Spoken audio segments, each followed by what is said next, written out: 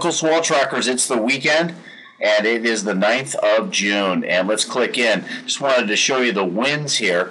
They start out moderate to fresh. They've been fresh to strong for weeks with tons of trade wind swell, but they're weakening for the first time. In fact, by Tuesday, we could see east winds at 10 knots and possibly even shifting to the southeast. So here's where we're at right now. You can see the higher winds through the channels in the southeast of the Big Island. They always have the small craft advisories posted, but you can see the greens coming in, which are the 15-mile-per-hour trades, and some upstream winds that are a little bit stronger, but again, by the time they reach us, they're at 10 to 15 at the most. And that's the wind story coming up for the week. We'll be cleaning up the surf. Okay, start off with the swell periods from down under.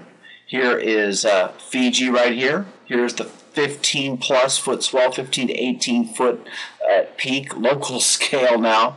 That's marching up our way. Once it leaves the screen here, it reaches us, which will be filling in with 20-second periods on Monday and should be 2 to 4 long lulls and peaking out at 5 feet for Tuesday, Wednesday at certain spots that like a southwest angle. But look at those periods and that. That is a solid storm that came up through the Tasman Sea, almost in between Australia and New Zealand here. And here we go, marching up our way, hitting us there. And then as we scroll through here even further, you can see more swell starting to come up the more typical area from the east side of New Zealand. And that's expected to reach us here on about the 19th, and that should be a solid 3-foot swell, and it's backed up by something that should be even bigger than that. So we're looking good for the South Shore. Really nice kickoff to the summer of 2012. Okay, now let's take a look at the surf that's going to start to come up. Right there on the east side with a captured fetch, you see how that storm's moving straight up towards the equator?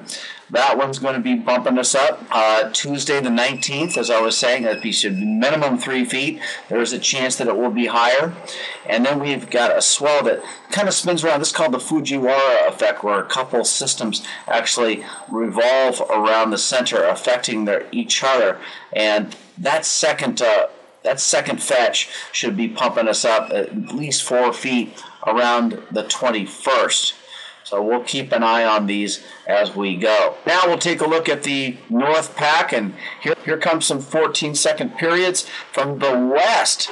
This was a former tropical system off of the Philippines that tracked up by Japan and then recurved as an extratropical system, and she'll be pulling us in some waves. Again, right now through Sunday, we'll see a little 2.5 foot swell. You can see some of the periods down here, just 11-second stuff. The second reinforcement from the west-northwest will be Tuesday, Wednesday peak, and this one should hit about 4 feet. So here we go. We'll scroll, and then you can see right as the North Shore builds at 4 feet from the west-northwest Tuesday, Wednesday, we also get hit by the Tasman Sea swell, the one that hit Fiji. And you can see those deeper periods right there, 20-second forerunners.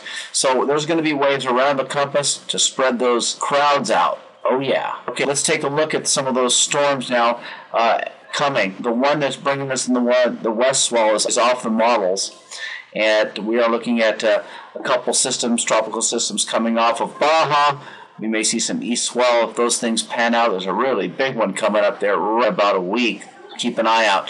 But we do see storminess begin to form our side of the date line.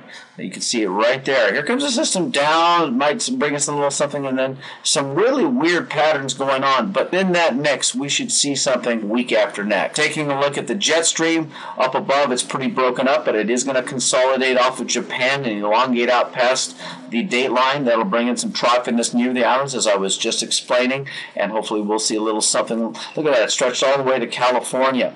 Now, here comes that meridional or equatorial bound flow that will steer and enhance that systems and send us up a 1-2 punch from the 19th and the 20th.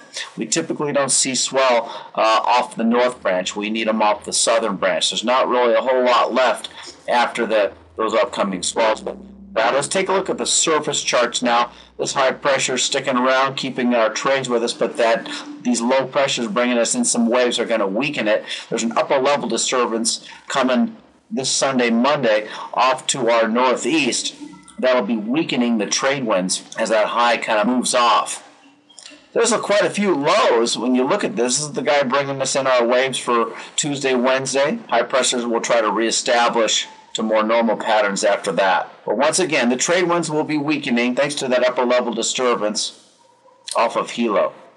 And that's Sunday night into Monday, a few more embedded showers in the trade wind flow. Trade winds will be backing down in the 10-knot zone Tuesday, Wednesday. All right, you can see that high pressure spinning clockwise and the lows will spin counterclockwise.